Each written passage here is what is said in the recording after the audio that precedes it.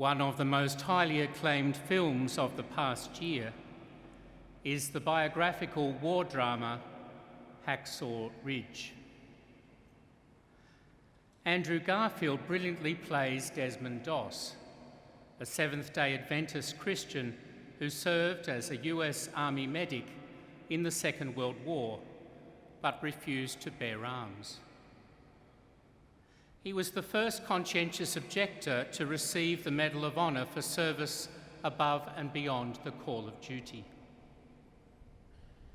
The film explores three tensions for Doss: the terrible war between his country and Japan, played out in the Battle of Okinawa, the conflict between himself and his fellow soldiers over whether and how he would have their back, and the internal struggle between duties to God and country, mates and self. Doss reconciles these things in an extraordinary act of life-saving, and his comrades and nation came to honour his conscience. The story might occasion some reflection on freedom of religion in Australia today. For all its putative open-mindedness, and despite its profound debt to Judeo-Christianity for its laws and customs, our culture is less and less tolerant of such religion. Will people in parishes, church schools and other faith institutions, let alone in the more public square, be free in future to hold, speak and practice their beliefs? The recent change to the legal definition of marriage raised such concerns and occasioned the establishment of the Review of Religious Liberty Protections in Australia, led by the Honourable Philip Ruddock. If recent trends in Australia and overseas are anything to go by, religious institutions that maintain a traditional view of marriage may well face challenges regarding their ceremonies and sacred spaces, their employment, enrolment and accommodation policies, the message they preach or curriculum they teach, their charitable status or eligibility for government grants and contracts, and so on.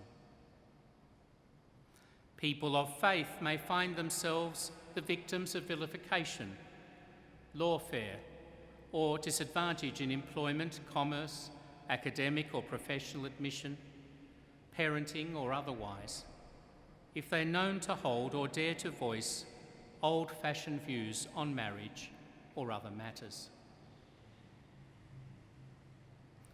The recent legalisation of euthanasia in the state of Victoria represents not only the first state-sanctioned killing of citizens in that state since the abolition of capital punishment, but also new challenges for people of traditional ethics, practising healthcare or running health or aged care institutions.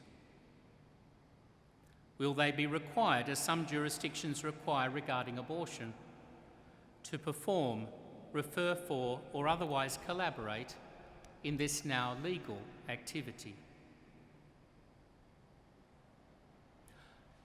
The Royal Commission into Institutional Responses to Child Sexual Abuse drew attention to the terrible harm done to many young people, especially by clergy, religious or other church workers in the 1960s, 70s and 80s, and to the disastrous failure of some religious leaders to respond appropriately. That commission has made many important recommendations that will be embraced by all right-thinking Australians. But as the commissioners themselves recognised, some recommendations touch upon states of life and sacraments that might be thought to overreach the proper boundaries between state and church. Many other examples touching upon religious liberty today might be given. Each would merit long and nuanced discussion and occasion divergent views amongst us.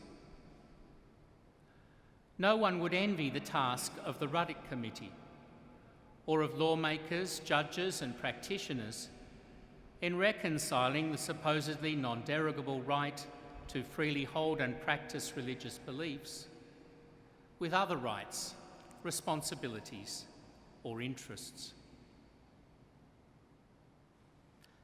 How are we to think about such matters? Christ's teaching in today's Gospel passage about rendering to Caesar what is Caesar's and to God what is God's is an excellent starting point. But it raises questions about what properly belongs to each realm, what respecting each demands, and what to do when they overlap. Any hard and fast distinction between private and public does not seem to cut it, nor do appeals to general principles of public order and non-discrimination alone. Reflecting upon Christian scripture and tradition, the Second Vatican Council suggested that the purpose of law and government is to serve the common good, that is, the social conditions necessary for human flourishing. That includes reasonable access to those natural goods which contribute to human flourishing, that is, to people's physical, emotional, and spiritual well-being. Religion is one such good.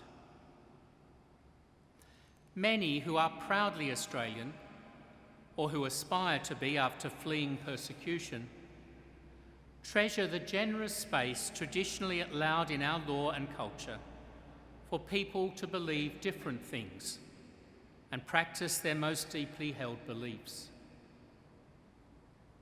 Not that Australians have any monopoly on such respectfulness. International law insists that such liberties precede the state, are positive rights, not just exemptions or concessions to minorities, and must be respected and promoted by lawmakers and keepers. Whether through constitutional or positive law, through public education and dialogue, through advancing concepts of fair go and neighbourliness, or in other ways, every community needs mechanisms to safeguard the rights of citizens and resolve conflicts between them. I would say that Australia has mostly been good at this, if not always and in all respects. The militant secularism in the air at the moment, like the colonialism, sectarianism, racism, and sexism in the air at other times, threatens to unravel Australian respectfulness in religious matters and historic balances between church and state. It's not just the annual barneys over whether councils may wish people a Merry Christmas on their street banners or state school choirs sing carols. Rather, there is now a more hard-edged determination to minimise the role of faith in every life and exclude it altogether from the public square. The pressure is on to eradicate Judeo-Christian ideas such as the sanctity of life and love from our laws and customs, to inoculate people to faith or make them embarrassed or secretive about it, and to enforce a kind of practical agnosticism on the whole community. There is no room for a Desmond Doss in such a world. 90 years ago, G.K. Chesterton presciently observed that Thomas More, whom he saw as a martyr for conscience and religious liberty, is more important at this moment than at any moment in his life. But he is not quite so important as he will be in about 100 years' time. Christians will, I trust, continue to work with people of all faiths and none to ensure respect for the dignity of all, not just believers, and freedom of conscience for all, not just their co-religionists. They will pray for and otherwise support our lawmakers, judges and practitioners who must deal with conundra as difficult as Solomon's. There will be challenges ahead for us all, leaders or servants of church or state, citizens of the realm of Caesar or of God, or both. As Pope Francis has prayed, may this be the path we take, rejecting pointless disagreement and closed-mindedness, fostering everywhere the peaceful encounter of people of different beliefs, pursuing genuine religious freedom. It is a path to be taken together for the good of all and with hope. May our various religions be wombs of life, bearing the merciful love of God to a wounded and needy humanity. May they be doors of hope, breaking open the walls of pride and fear. Amen.